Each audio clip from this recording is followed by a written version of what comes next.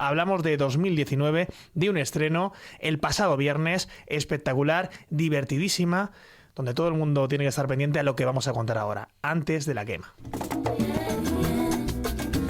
El protagonista es Quique, al que da vida Salva Reina, que pues eso, como solemos decir casi todos los días desde el pasado viernes, un tío simpático, gracioso, que tiene una hermana, que da vida a Maggie Cibantos, con un acento además cerrado, que están en paro, que lo están pasando mal, pero que les vuelve locos como a medio Cádiz, y yo me atrevería a decir como casi al 100% de los gaditanos y del resto de España, y toda la gente va conociendo esa cultura y todo lo que se vive allí esos días, el carnaval, sí, el famoso carnaval de Cádiz. La película se llama Antes de la quema y es una comedia, pero también es un thriller, y también es una comedia, pero lo mejor que podemos hacer es hablar con su director, con Fernando Colomo.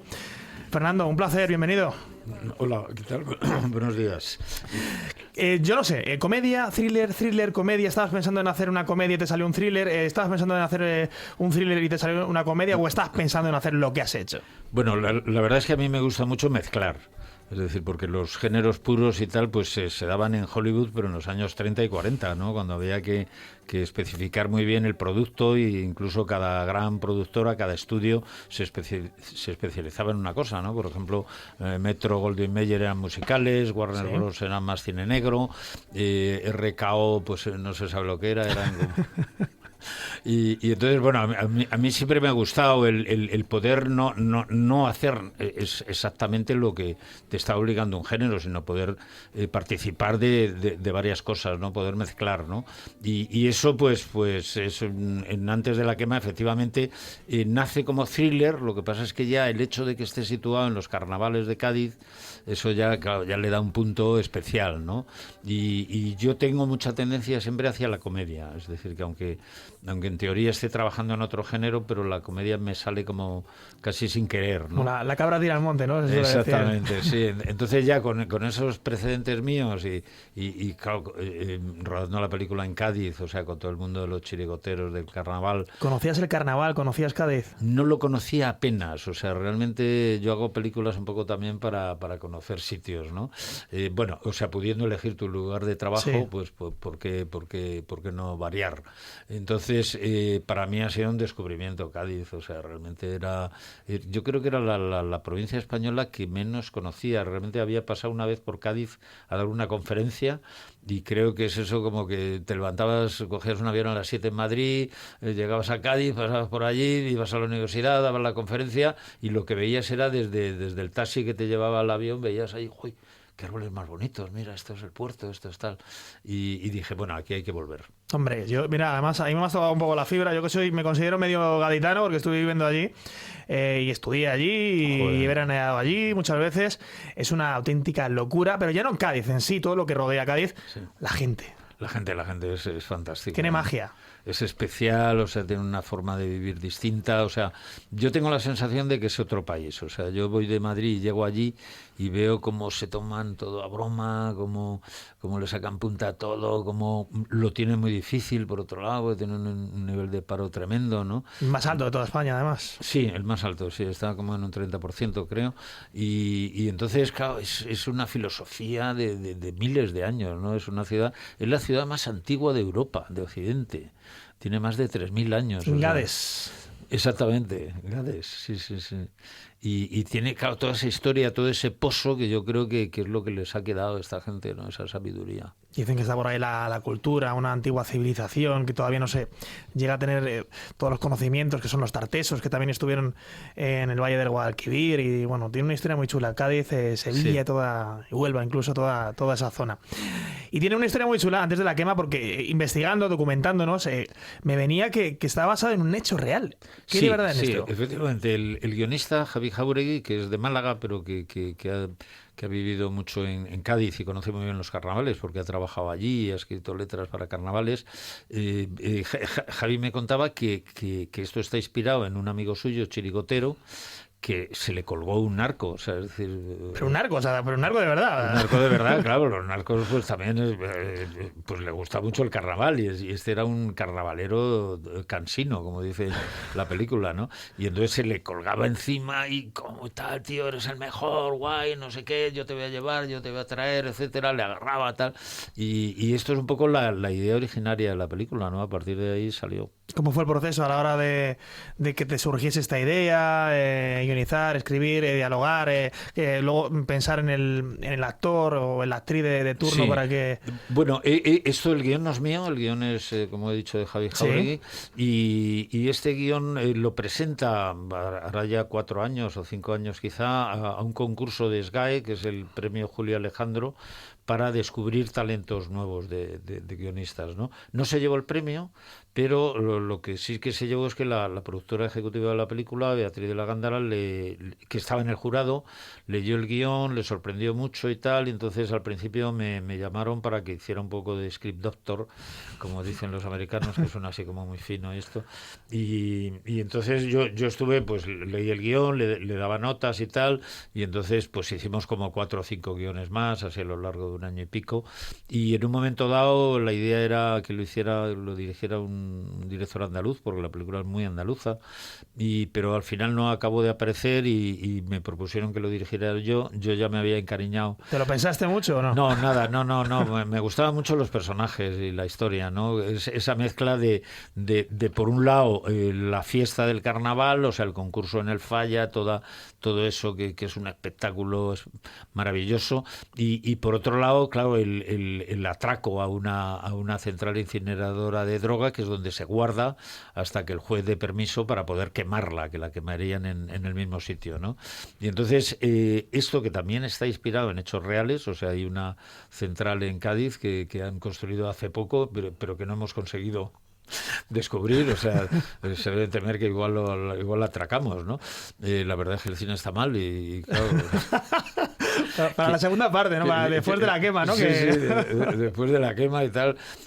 Y entonces, bueno, y hechos como este son muy normales allí. O sea, cuando estábamos preparando la película, salían noticias espeluznantes de acciones que hacían los narcos, que eran brutales. O sea, es decir, como llegaron a un hospital y a un narco que le tenían allí detenido, pero estaba en el hospital, pues se estaba curando, y tenía 2 policías en la habitación o en la puerta, pues llegaron como con coches de estos grandes así de monovolúmenes y tal, con unos pasamontañas, pues no sé, 10 o 12 cachas por allí, tipos de 2 metros, y los sacaron directamente, se lo llevaron. ¿Esto es real? O sea, Esto es real, y hay muchas historias de este estilo, o sea, de narcos que se disfrazaban de policías para atracar otros narcos. Entonces, claro, la película, a mí lo que me gusta de Antes de la quema es que todo es bastante real. O sea, no es vamos a hacer una película de atracos a la americana y tal. No. Es totalmente a la española, a la no, sí, muchas veces lo de eso de la realidad supera la ficción está totalmente plasmado, ¿no? O sea, ha habido muchos casos de que o sea, porque la droga la guardaban en dependencias policiales hasta que el juez daba el permiso para poder quemarla, y entonces, claro, lo que pasaba es que se pasaban ahí a lo mejor 1 año o más en unos almacenes que acababan atracando otra vez los narcos y recuperando lo que les habían quitado. Esto es normal, ha pasado varias veces. A ver, te preguntaba por los protagonistas, ¿no? Salva Reina. ¿Cómo ha sido trabajar con él? Bueno, Salva es una maravilla. Salva primero es un actor superdotado, o sea, porque tiene la escuela, digamos, de los dialoguistas, de los monologuistas, que tienen que ser muy rápidos, ¿sabes? Y muy ingeniosos y reaccionan enseguida con el público. Y luego, por otro lado, tiene una formación de actor extraordinaria, o sea, porque te puede hacer comedia con mucha facilidad y te puede hacer drama también, muy bien. O sea, le daba mucha humanidad. Y entonces, para mí ha sido el protagonista ideal. Y luego también trabajar con él es una gozada, porque es una persona entrañable. ¿Manuela Velasco? Manuela, bueno, es que voy a hablar muy bien de todos. Imagínate que ahora, pues no me gusta. No, pero a veces parece un tópico, pero en Antes de la quema la verdad es que ha habido un buenísimo ambiente. Manuela es una actriz estupenda, o sea, Manuela le ha puesto ahí una personalidad, una alegría, tiene ella como una sensación de vivir, una vitalidad, y todo eso se lo da el personaje, ¿no? Fíjate que yo a Manuela, además, lo comentábamos ayer, que la conozco en televisión en los 40 principales, o sea, cuando presentaba un programa de música en su día, años 90, principios de los 2000, y luego ha ido pues, llevando una evolución espectacular.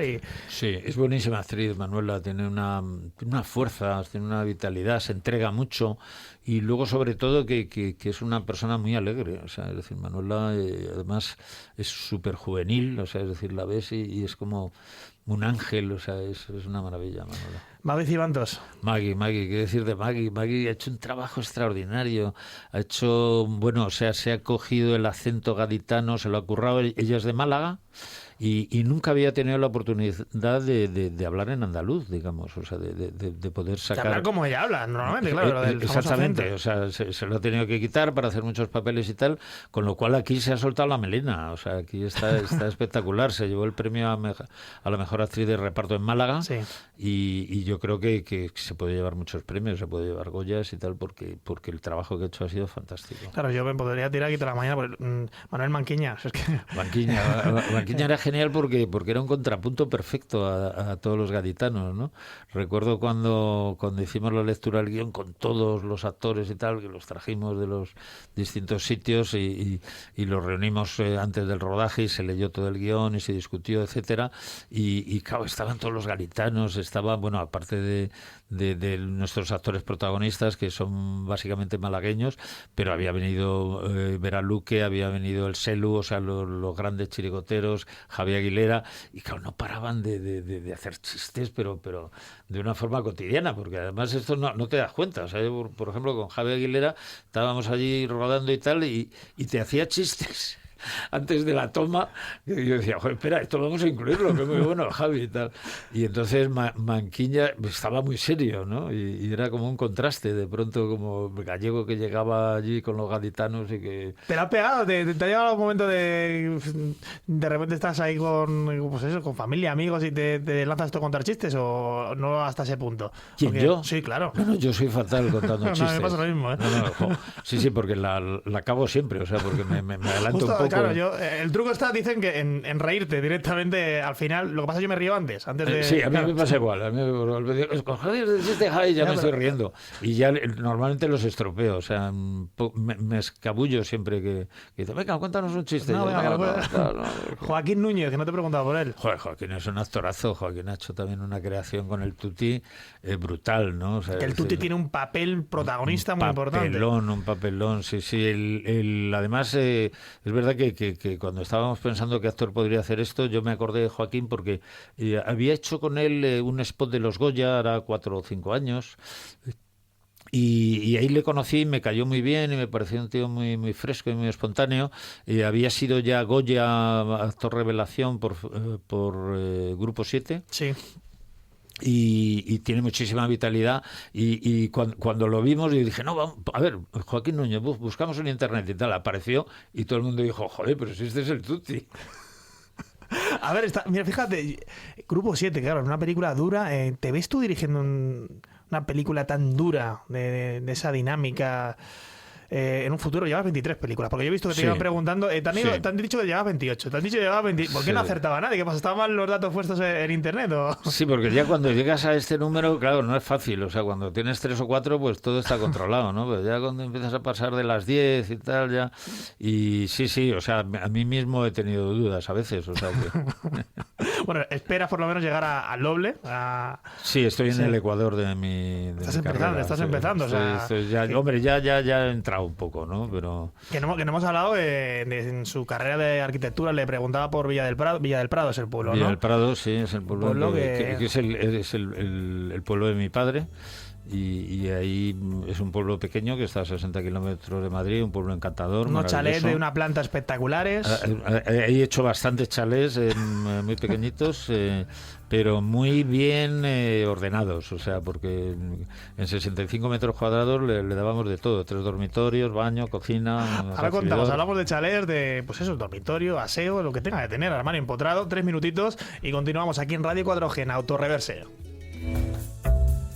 Bueno, pues continuamos. Estamos hablando antes de la quema con Fernando Colomo, con con su director. Bueno, estamos hablando ahora de chalés de 65 metros cuadrados, con sus 3 habitaciones, su aseo también tenía, cuarto de baño y aseo. No, tanto como aseo, no, eso ya sería demasiado. Eran 3 habitaciones, cuarto de baño, cocina, recibidor. Que eso sí que... Es importante, no, además sube bastante el precio con recibidor. Sí, bueno, eso ya te da una categoría, ¿no? Y armarios empotrados yo creo que no, porque los armarios empotrados sabes que no se ven, y entonces parece que las habitaciones son más pequeñas, ¿no? Sí, señor. Entonces, llegados a este punto, 65 metros cuadrados para meter todo esto, no era fácil. Los armarios empotrados yo creo que no había ni uno. ¿Y cómo un chico que estudia arquitectura, además que ejerce como arquitecto, termina trabajando en el mundo del cine? ¿O cómo un cineasta termina estudiando arquitectura? Sí, más bien es la segunda pregunta, porque yo quería hacer cine desde que tenía 15 años y vi los 400 golpes en el Cineforum, se llamaba, del colegio, porque en aquella época estudiábamos cine, fíjate, o sea, es una pena, ¿no? Eso no lo sabía yo, o sea, ¿se estudiaba cine en...? Sí, había un día a la semana, te ponían una película en el Cineforum, la presentaba un crítico y nos hablaba de la historia del cine, o sea, del director, etcétera, y luego había coloquio y se discutía. Qué ¿no? Bueno. Y la gente sabía, o sea, en el colegio hablabas de Bergman y de Antonioni y cosas de estas con los compañeros de clase. O sea, había, en ese sentido, es bastante sorprendente, había más cultura que ahora.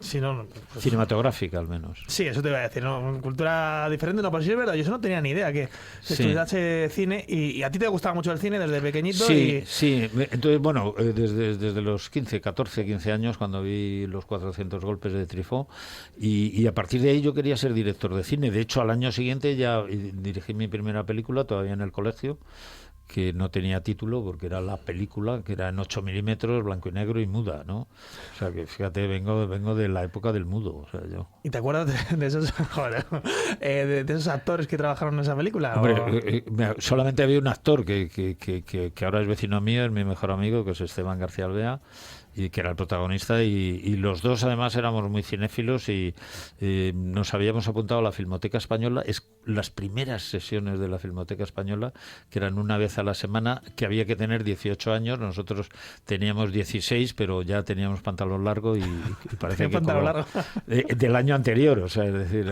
o de ese año. Y lo de arquitectura, ¿es porque tus padres te dicen, bueno, mira, tienes que estudiar una carrera o sí, luego haz lo que quieras? Efectivamente, es la típica historia de... En aquella época no existían ciencias de la información, que ahora es un invento estupendo para que los chicos puedan... Sí, yo la estudié. Tú la estudiaste, claro, bueno, periodismo, pero también hay imagen. Sí, está, ¿no? Comunicación audiovisual, publicidad y relaciones públicas y periodismo. Claro, y si hubiera existido eso, pues yo me habría apuntado ahí sin dudarlo, ¿no? Pero no existía, y entonces para entrar en la escuela de cine, la antigua EOC, tenías que tener 21 años, con lo cual, claro, yo ahí tenía un gap desde los 17 a los 21, que era como, ¿qué hago? Y tal. Y entonces, efectivamente, mi padre me dijo, tienes que hacer una carrera seria. Yo quería haber hecho Bellas Artes, que me parecía una carrera no seria, me gustaba mucho el dibujo y tal, y entonces digo, cojonudo, esto de Bellas Artes, pero no coló. No coló, eso te voy a decir, no coló. Entonces dijo, no, venga, arquitectura y tal. Mi hermano ya, que me llevaba un curso por delante mío, y acababa de ingresar en Bellas Artes, que además ingresó a la primera todo y tal, lo aprobó todo, con lo cual tenía sus libros, sus escuadras, todo y tal para presentarme, y me presenté y la acabé terminando la carrera y acabé siendo arquitecto municipal de Villa del Prado. Villa del Prado, ¿y cuánto duró eso? 5 años. 5 años. Sí. 5 años, ¿lo recuerdas con cariño? Sí, o sea, recuerdo que cuando volvía, yo iba al pueblo todos los sábados y entonces, bueno, veía allí, resolvía los problemas que había de alineaciones y de cosas de estas y discutía con algunos, y de vez en cuando alguien te decía, no, vete a ver no sé quién que quiere hacer un dormitorio encima del trastero, encima del garajillo que se ha montado y tal, o donde están los animales. Entonces ibas allí y nada, cobrabas unas miserias. Claro, porque yo he leído que durante un tiempo estuviste un poco como asustado, porque eran como 7 años, ¿no? Más o menos de garantía o así. Sí. Por si acaso se caía, sí, efectivamente. No eran 7 años la responsabilidad civil que teníamos, ¿no?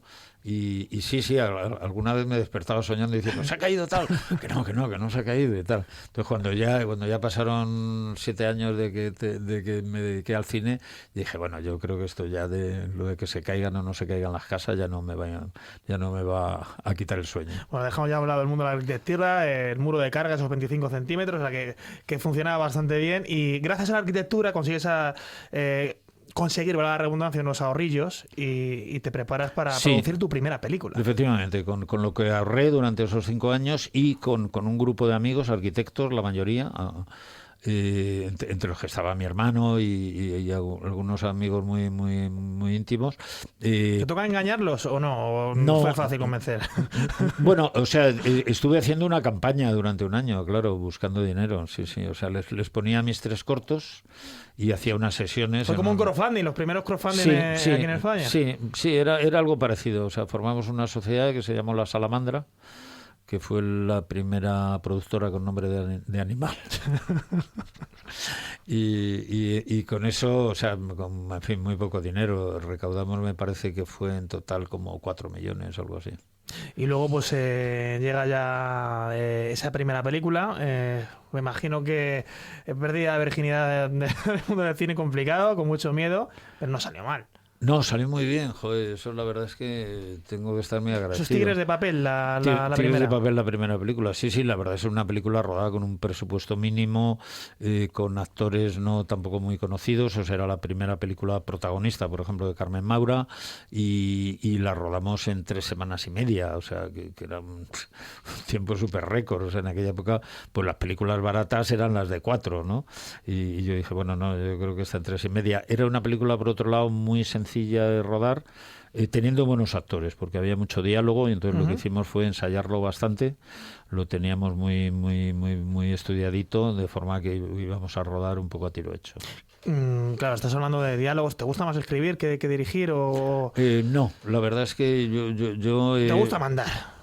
Exactamente, sí. lo que te gusta es decidir, ¿no? Es tomar las decisiones y hacer lo que te guste, ¿no? Y escribir es una parte dura, ¿eh? O sea, porque si escribes en solitario es más dura todavía, ¿no? Si escribes con alguien, pues hace más llevadera, pero es como un matrimonio, o sea, te tienes que entender, ¿no? O sea, ¿sabes? Es como es parir una cosa a medias, o sea. Lo que pasa es más creatividad, ¿no? A la hora de escribir con otra persona, pues, bueno, creatividad y empujones, me imagino que leches. O sea, no, que esto te ha dicho que no, que esto no estoy de acuerdo. Sí, si te llevas bien, si consigues sintonizar, digamos, artísticamente, es estupendo, ¿no? Porque entonces se multiplica la creatividad, ¿no? O sea, tú das una idea y el otro o la otra, pues te devuelve algo más y así, o sea, eso va subiendo. Pero claro, también hay veces, esto lo decía un guionista, Pedro Beltrán, querido Pedro Beltrán, ya fallecido, que decía, esto es como matrimonio. O sea, dice y dice, cuando te pones a escribir con alguien es como, ya te das cuenta, dices, si eso va a funcionar o no. Sí, la verdad, no vamos a meter en esto el tema matrimonio, porque claro, es que es así, o sea, dicen que hay 5 años en los que dura el amor y luego ya el amor desaparece. Sí, hay diversas teorías, 3, 5, 7 son ser, ¿no? Billy Wilder hizo una película que se llamaba The 7-Year Itch, que es como el picazón de los 7 años, que es como que efectivamente que a los 7 años aquello ya se ha acabado, y entonces era la historia de uno que le tocaba un Rodríguez, lo que en España llamamos un Rodríguez, que se quedan en verano trabajando en la ciudad mientras la familia obligados, se va fuera. que no quieren y... Claro, sí. y entonces tenía la tentación, la tenía arriba, la película se llama La tentación me iba arriba, que era Marilyn Monroe, que era su vecina. Hombre, y tal. No estaba la tentación. Así cualquiera. Sí. O Verónica Forqué, Verónica, como tentación. Sí. ¿Qué tal? Porque es una de esas películas, La vida alegre, referencia del cine español, de la época de la movida, ¿no? De años 87. Sí, y ya es un poco posterior, o Sí, sea, la movida es a principios de los 80, incluso a finales de los 70, y La vida alegre me parece que es del 87. 87, sí. Es ya un poquito posterior, pero bueno, todavía estábamos con los ecos un poco de la movida, ¿no? Y también fue la primera película protagonista de Verónica Forqué, que ya era una actriz de teatro y de cine muy conocida porque había hecho grandes papeles secundarios. O sea, bueno, me acuerdo en ¿Qué he hecho yo para merecer esto? De Almodóvar, tenía un papel con Carmen Maura, por cierto, tenían las dos, y Jaime Chavarri, que era el cliente, porque Verónica era la prostituta, Carmen era la vecina que estaba allí no sé por qué, y Jaime era el cliente. Papel que inicialmente me ofreció Pedro Almodóvar a mí, pero luego se lo llevó Jaime. Lo de actuar, ¿te gusta mucho? O sea, me estás diciendo que te gusta más la dirección que actuar, ¿o no? No sé qué decirte, ¿eh? ¿Sí? O sea, no sé qué decirte. Actuar, la verdad es que... O sea, puede ser muy potente. La adrenalina de... Es tremendo, es impresionante eso. O sea, a ver, actuar a veces puede que no te requiera mucha cosa, ¿no? Es decir, cuando digamos la presión no recae sobre ti, pero si de pronto la presión de la escena recae sobre ti, es muy fuerte, ¿eh? O sea, tienes que tener tener un par de narices para aguantar eso, ¿no? Y es una cosa que también te fortalece, ¿no? Es muy bonito. ¿Qué papel te hubiera... Bueno, te hubiera no. O sea, tienes todavía todo el tiempo del mundo para interpretarlo. Te quieres hacer. Como actor, ya no te digo dirigir, ¿no? Como actor. Bueno, no tengo un papel especial, ¿no? Pero te puedo hablar... El último trabajo que he hecho como actor ha sido en la serie de Leticia Olera, que se llama Déjate llevar, que todavía no se ha estrenado, pero que yo creo que ya le debe quedar poco. ¿De Movistar? De Movistar, que ha ganado un premio muy gordo en Cannes, en el Festival de Televisión. Pues ahí tengo un papel, no es mucho, porque eran solamente 5 sesiones, pero joder, que 5 sesiones. Hago de padre de Leticia y de Aisha Villagrán y de marido de Carmen Machi. Y entonces ahí por ejemplo, fue una experiencia muy muy intensa, muy ahí saltan fuerte. Chispas. Saltan chispas, sí, joder, tenía unas secuencias que tenía yo allí unas parrafadas y tal, que la verdad es que fue muy muy bonito. Te preguntaba antes por el Caballero del Dragón, pues que es lo típico, siempre dicen, no, te dicen, no, es el único pero de tu trayectoria, no sé, no estoy de acuerdo, o sea, no estoy de acuerdo, que vale, quizás el momento para mí, quizás no era el indicado, viendo lo que estamos viendo ahora mismo con producciones a nivel internacional, pero fíjate que es la película en la que más pasta se ha invertido. Sí, es la película, en su momento fue la película más cara del cine español. Y yo además de director era productor, o sea, con lo cual imagínate el follón que yo tenía ahí con actores internacionales como Klaus Kinski, como Harvey Keitel y bueno, o sea, fue una de las muchas locuras que yo he perpetrado.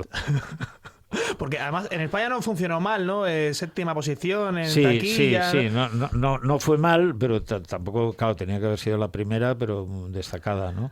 Es verdad que es una película que se ha vendido a todo el mundo, ¿no? Pero a mí no me ha llegado el dinero, es la única cosa. Ese gran problema, ¿no? A ver, una cosa que no te he preguntado por si va a haber segunda parte de Antes de la quema. ¿Está en mente? No creo. No he hecho ninguna segunda parte, fíjate. ¿No? De mis películas ninguna y cuidado que me lo han propuesto muchas veces, pero ¿y no has querido tú? No, porque te aburre un poco, ¿no? O sea, eso de las segundas partes nunca fueron buenas. Con El Padrino, cuidado, y con Regreso al Futuro tampoco fue mal. Sí, efectivamente, son las poquísimas excepciones, ¿no? Pero normalmente cuando se hace una segunda parte es fundamentalmente por dinero. Y bueno, a mí como el dinero me sobra, porque yo soy de una de las familias más ricas de Navalcarnero, pues en fin, o sea... Bueno, no, el Carnero, mira, he sido vecino tuyo hasta hace nada. Yo vivía en Móstoles hasta hace bien poquito. Pues nada, un poquito más cerca. Sí, también ricos, o sea, también un pueblo. También, o sea, fíjate, o sea, con el alcalde famoso aquel, o sea, sí. Que tiene un monumento, ¿no? Sí, me puedo imaginar. A ver, ¿y series? ¿Has propuesto una hace nada y no te la han cogido? Sí, bueno, propuse una ahora ya 3 años y no me la cogieron, pero no he perdido la esperanza y voy a proponer otra. Con toda sí, o sea, ya lo tienes preparado. Sí, estoy trabajando ahora mismo en una serie. Sí, porque la verdad es que las series ahora mismo, o sea, yo creo que para los directores es mejor, porque sabes que es que lo de las películas es como que es tal el esfuerzo de levantar una historia, no sé qué tal, y luego la película dura muy poco y se acaba, entonces tanto si sale bien como si sale mal te quedas un poco así como... Y sin embargo la serie yo creo que te da, he hecho varias series en mi vida, ¿no? Y te da un poco la posibilidad de recuperarte artísticamente, económicamente, anímicamente. Sí. O sea, entonces, es un poquito más, ¿no? Porque los 80, ¿no? Fue una... Los 80 es una de las series que hice, que esa no fue bien, pero bueno, la primera que hice fue Las chicas de hoy en día, con Televisión Española. El Pacto también. El Pacto era una miniserie, con Telecinco, que también salió muy bien. Bueno, he hecho varias. Hay Señor, estuve también en la primera primera temporada. La primera temporada con Andrés Pajares, Con Andrés. Javier Cámara, vaya reparto. Sí, bueno, a Javier Cámara lo metí yo ahí, claro. O sea, fuiste tú el que enchufó a Javier Cámara. Sí, con Javi ya había trabajado en pequeños papeles, porque yo le vi cuando hizo la representación de fin de curso que hacían los de la RESAD, la Real Escuela de Arte Dramático, y que era una obra, una adaptación de La cocina que hizo Alonso de Santos, y la verdad es que, bueno, había actores buenísimos ahí, pero Javier Cámara destacaba. O sea, es decir, tenía un papel pequeño, pero el cabrón, o sea, conseguía atraer la atención. Entonces yo a partir de ahí le di papeles en todas mis películas, papeles muy pequeñitos. En una que hicimos en Cuba, se llamaba Cuarteto de La Habana, y ya tenía un papel protagonista, junto a Ernesto Alterio y Mirta Ibarra. Esto no hace nada aquí por aquí, Ernesto también. Sí, es un crack Ernesto. Y entonces tenía mucha confianza con Javier. Entonces cuando surgió lo de... Estaba yo en Ay Señor Señor y falló... o sea, bueno, había otra opción, había otra opción en... Hubo, sí, Javier fue la quinta opción. ¿Ah, sí? Sí, estaban ya desesperados y entonces yo dije, bueno, yo conozco un actor que es muy bueno, que yo creo que le va muchísimo este papel, pero no es famoso. O sea, si buscáis un actor adecuado, cojonudo, pero que os advierto que no es famoso, pero lo haría pero muy lo bien. será. Y lo será. Y entonces el tío dijo, bueno, vamos a hacer una prueba y tal. Entonces, en cuanto le vimos vestido con la sotana, o sea, la gente se quedó como ya fascinada. O sea, ya sin hacer nada, ya tenía ganado el 90%. Y luego, claro, en el momento en que se puso a actuar y a hablar y tal, pues se quedó con todo el mundo. Es que me acuerdo perfectamente con Andrés Pajares. Sí. Bueno, Andrés Pajares venía de... Ay, Carmela también había ganado, no sé, fue un poquito más tarde. Un poquito antes había ganado el Goya, por ahí Carmela, la película de Saura, que es un peliculón, y con guión además de Saura y de Azcona. Y Andrés, exactamente, o sea, estaba viviendo en ese momento, yo creo que es un momento de mayor gloria, ¿no? Porque antes había sido un actor muy conocido, muy popular. De los primeros monologuistas que tuvo nuestro país. Efectivamente. Y de los buenos, además, de los buenos. Muy bueno, una gran personalidad, Andrés. Y por esta serie, Joaquín Climent también pasó por la serie, y Pedro Casablanc. Pedro Casablanc, sí, con Pedro Casablanc he hecho varias cosas. En Los Años Bárbaros hacía de policía, creo recordar, sí. Y luego en una película que yo produje también, que era la primera de Mariano Barroso, Mi hermano del alma, también hacía otro papel de policía. Pedro, otro actorazo. La época, la actualidad del mundo hablamos de series de televisión, de cine, ¿cómo la ves? ¿Es buena? ¿Estamos viviendo nuestro mejor momento, la época dorada del mundo de la comunicación audiovisual? Bueno, ahora mismo realmente digamos toda la industria del cine y de la televisión tiene bastante trabajo. O sea, es decir, ahora mismo no es fácil encontrar técnicos. Porque los buenos están todos cogidos. Hombre, mira, aquí tengo yo a la mejor, a Esther La Paz, o sea, que es nuestro técnico de sonidos. Claro.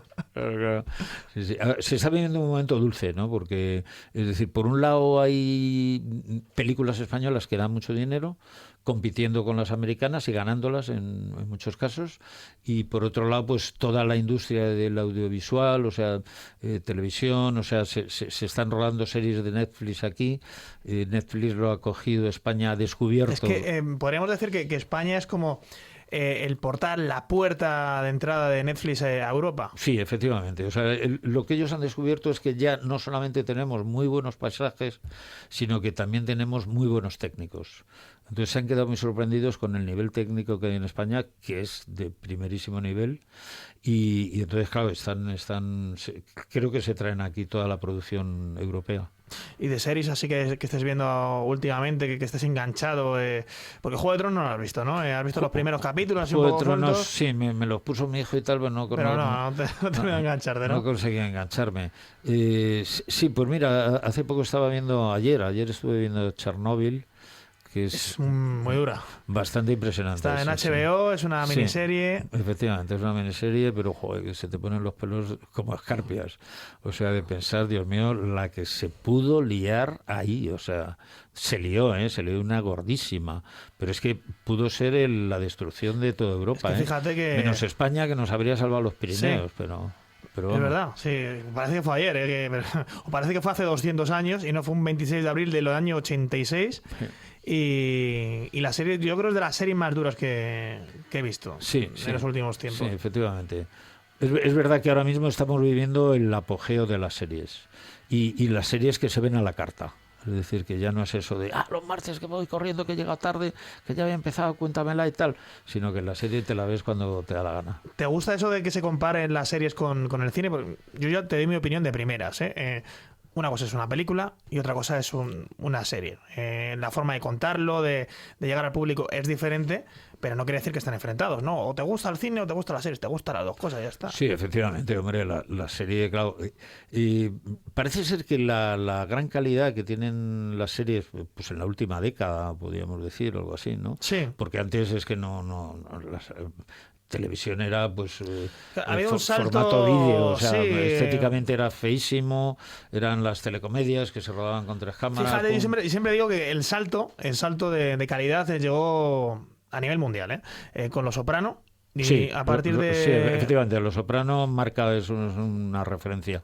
Parece ser que hubo una huelga de guionistas en Hollywood, sí. Ya no me acuerdo hace cuántos años, antes de Los Soprano, y entonces los guionistas decidieron durante un año no trabajar para las películas. Se cargaron además, sí. O sea. Sí, lo cual creo que se notó bastante. O sea, entonces el talento se fue a la televisión. O sea, había pasado lo contrario, que antes era como el talento estaba en el cine y en la televisión era más show business, y entonces todo eso cambió. Es decir, ahora mismo el cine estamos de superhéroes hasta las narices, que no requiere muchísimo guión de pensar, y sin embargo las series hay temas muy interesantes, hay series fantásticas. Bueno, me viene a la cabeza Mad Men, por ejemplo, Mad Men, que es espectacular. Ayer hablamos de caretas, quizás la careta de Mad Men, ese publicista cayendo al vacío, la música, la banda sonora, es de lo mejor que hay en el mundo de las series. Te hablaba de Los Soprano, o por ejemplo el fenómeno fan llegó con con Perdidos.